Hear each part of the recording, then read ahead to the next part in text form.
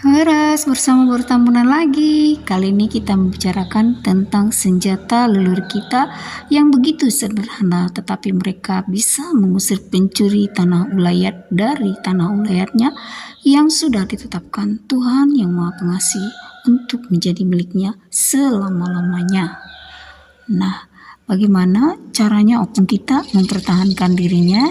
Yaitu mereka belajar dari opung si Raja Gumelenggeleng, yaitu Raja Utitoba atau Perhentian Batara Guru Nahumaliang.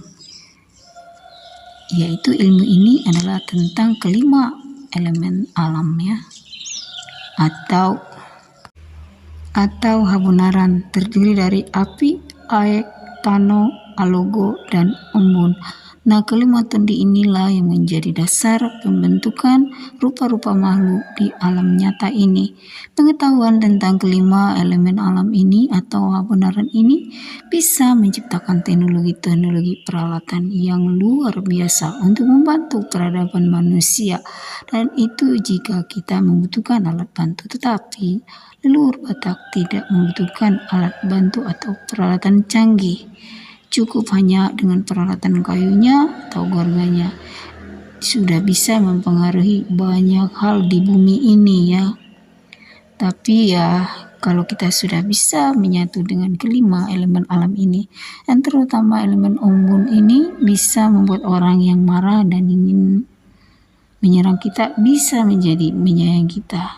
Nah, bagaimana kita bisa kembali ke kecerdasan leluhur kita ini? Ya, kita cukup dengan menyatu dengan alam, menanam bibit pohon, membantu orang tua kita dan ziarah, mengajak leluhur kita berdoa bersama supaya membangkitkan kembali kecerdasan DNA kita ya.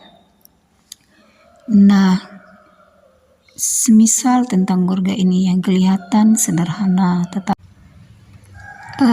semacam perpaduan teknologi yang tinggi dengan kekuatan bumi mahadaya disatukan sehingga mempunyai energi yang sangat kuat untuk membantu kehidupan manusia, seperti gorga jorgom atau gorga jaga dopak ini biasanya ditaruh di depan rumah untuk menjaga rumah itu, untuk mendapat hati yang baik dan kebaikan dan rezeki dari alam semesta.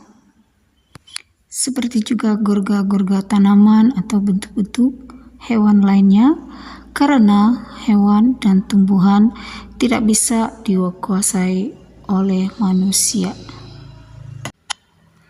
Dengan mesin dan jaringan internet atau satelit, teknologi-teknologi canggih yang ada sekarang ini hanyalah mainan belaka bila kita sudah mengerti memakai energi cahaya tubuh kita ini.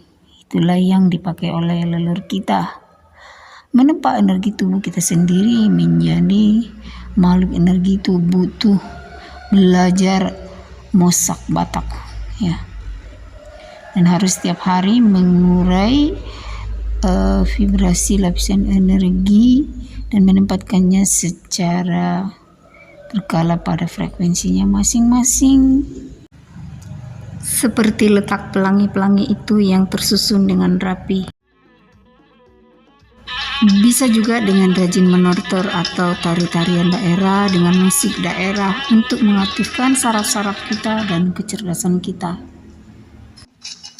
dan mendapat bioenergi dari alam semesta, dari setiap alunan mudra yang kita gerakkan. Itulah kecerdasan leluhur kita yang penjaga alam. Mereka tidak mau menciptakan senjata yang bisa merusak alam dan bunuh banyak orang, bahkan yang tidak ada salahnya dengannya, yang bisa error, butuh banyak biaya perawatan dan bisa karatan ya. Mereka lebih suka menyatu dengan alam. Turunlah tuahnya opung kita kepada kita keturunannya. Butima. Horas, Horas, Horas.